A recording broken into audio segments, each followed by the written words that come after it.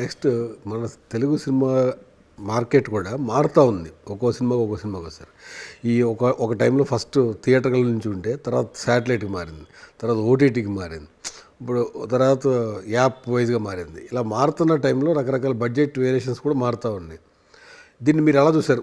మీరు కూడా జర్నీ 15 సంవత్సరాల జర్నీలో గమ్యం టు ఘాటి వరకు ఈ మార్కెట్ విజన్లో మీకు ఎలాగా కంఫర్ట్నెస్ ఉంది, ఇంకా ఇంకా పెరుగుద్ది అనిపించింది, అది ఎలాగా సెటిల్ అవుతే బాగుంటుంది? డిపెండింగ్ ఆన్ ద సినిమా అండి. మనము ఇప్పుడు మహావతార్ నరసింహ చూసాం. బేసికల్గా ఓన్లీ కంప్లీట్ గ్రాఫిక్స్ బేస్గా చేసింది. బట్ కథ బాగుంటే ఓకే, ఇప్పుడు ఇంకా మార్గాలు పెరుగుతున్నాయండి. కథ బాగుంటే ఆ రెవెన్యూ మార్గాలు చాలా పెరుగుతున్నాయి. బట్ నేను క్లియర్గా కానీ ఇండస్ట్రీ కానీ ఆలోచించేది ఏంటంటే ఎక్కువ నెంబర్ ఆఫ్ థియేటర్స్ కావాలండి. కేవలం 3 వారాలకో 4 వారాలకు వచ్చిందండి, 2 వారాలకు కూడా వచ్చేసిద్దండి. తప్పదు. నేను భవిష్యత్తు 3 రోజులు ఉంటుంది అనుకుంటున్నాను. అదండి, ఈ వీకెండ్ మూవీస్ అయినాయి అనుకోండి బేసికల్గా.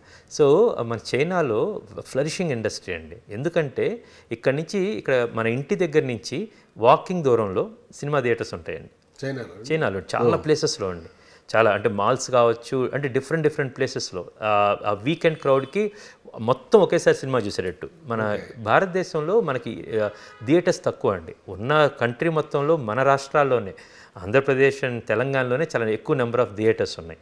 సో అది కూడా చాలా ఉన్నాయండి అది. బట్ ఎక్కువ నెంబర్ ఆఫ్ థియేటర్స్ వస్తాయి. బట్ ఈ ఎకో సిస్టంలో రెవెన్యూకి మార్గాలు చాలా ఉన్నాయి. బట్ ముందుగా మనం ఏంటంటే చాలా ఎక్సైటింగ్ సినిమాలు తీయాలి, కొత్త వరల్డ్ చూపించాలి. ఒకప్పుడు సినిమా లాంగ్ రన్ కోసం కూడా ఉండేది. ఇప్పుడు ఏంటంటే ఓపెనింగ్లోనే అట్రాక్ట్ అయ్యేటట్టు గొప్ప ట్రైలర్లు మనం మారుతున్న ట్రెండ్లో తగ్గట్టు మనం తీయక తప్పదండి. యాక్చువల్గా 2014 టైంలో చంద్రబాబు నాయుడు సీఎం అయినప్పుడు అక్కడ ఆంధ్రప్రదేశ్లో ఆయన థియేటర్స్ కంట్రోల్ తీసుకుందాం అనుకున్నారు.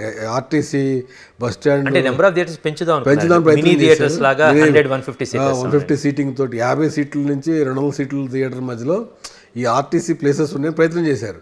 మరి ఎందుకో వీళ్ళు స్టూడియోలు కట్టాలి. ఇప్పుడు చాలా ప్లేస్లో, చాలా కంట్రీస్లో రైల్వే స్టేషన్స్లో ఉంటాయండి, బస్ స్టాప్స్లో ఉంటాయి. ఇప్పుడు చెన్నైలో ఎయిర్పోర్ట్లో నేను అదనుకున్నా, మన దగ్గర అలా లేదు కానీ ఎక్కువ మన స్కోప్ ఉంది. అంటే ఇక్కడ దూరాభారం అనేది సినిమాకు ఉండకూడదండి.